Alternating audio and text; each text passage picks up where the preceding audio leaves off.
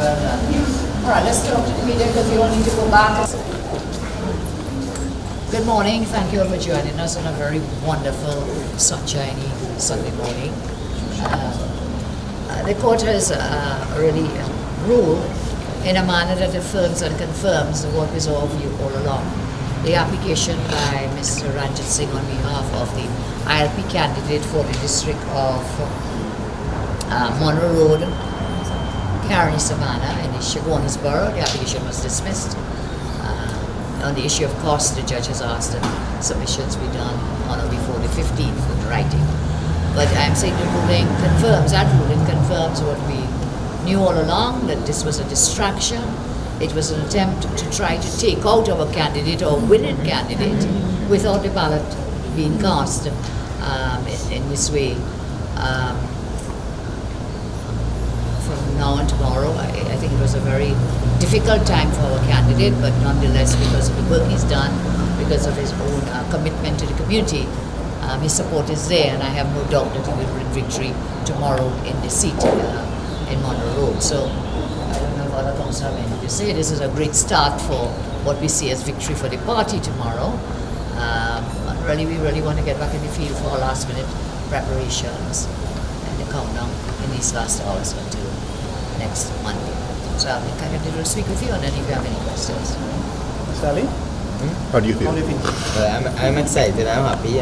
First of all, I'd like to thank God. I'd like to thank the Honorable Political Leader, Mrs. Kamala Sadi-Sessa, and her team of lawyers for taking the time off and coming. As she said, this was just a distraction by the ILP to try to confuse people, but that is not going to work in my area. I'm very confident about my area, and I'll be victorious come tomorrow. I will be able to serve the people of Monroe, Carney, Savannah with distinctions. Mrs. Sadi-Sessa, do you have any predictions for the results tomorrow in terms of corporations? How many? I would not, but as with all elections, they're always challenging, and therefore we will have to await the results of the poll. But from our groundwork and from the feedback and the way that the population and voters have expressed really pain and suffering under the last 15 months under the Rowley regime, I think they have a lot of things to vote against. Whether that will translate into votes for one party or the other, we shall await the results. But there is a clear feeling across wherever the campaign has gone that the government has failed miserably to address the needs of people, especially the needs of the small man in the country. That the government doesn't have any care for ordinary people, and that the government is just hell-bent on just trying to win these elections to continue to pursue policies that are not in the interest and the benefit of the ordinary and small people in the country. They have failed to deliver on all their promises, and these new promises on local government reform obviously is seen as not going anywhere after tomorrow. So I think we have a very good chance tomorrow, but it is important that voters come out. I want to make that last poll.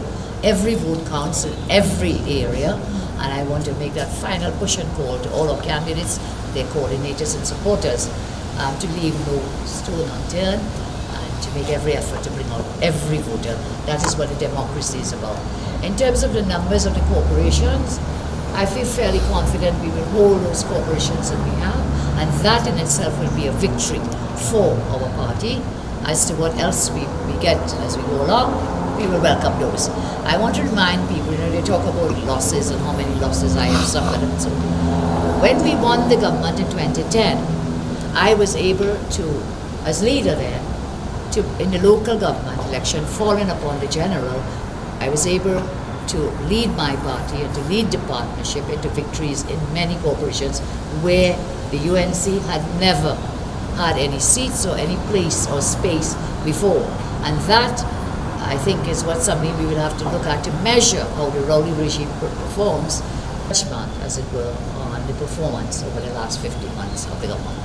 So I see that we will be able to make some inroads into other areas, as from our point of view, but I do not see the government making any inroads into our corporations and the ones that we hold. And remember, as I said, this is a high and mighty government in power, and this is the government that tells the population, when I say come, you cometh, and when I say you go, you goeth. That has been the mouthings of the leader of the PNM on the platform in the long ago days under the real father of the nation, Prime Minister Dr. Williams. The words were used always, not a dog bark, not a dog must bark. And I see that the present Prime Minister is taking that, but taking it much further. We are not in those days. We are in a very enlightened age of information technology where people know instantly, and they know as we are speaking here, throughout people know here and across the world what is taking place at any given point in time.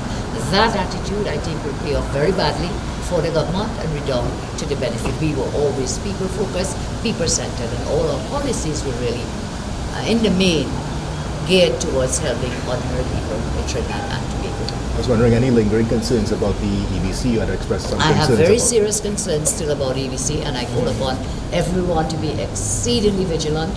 Tomorrow, we had an experience last year. Of course, the court has already decided at the High Court level, the Court of Appeal level, that the EBC acted illegally last year in their actions, and we are seeing matters that are cause for grave concern. I remain exceedingly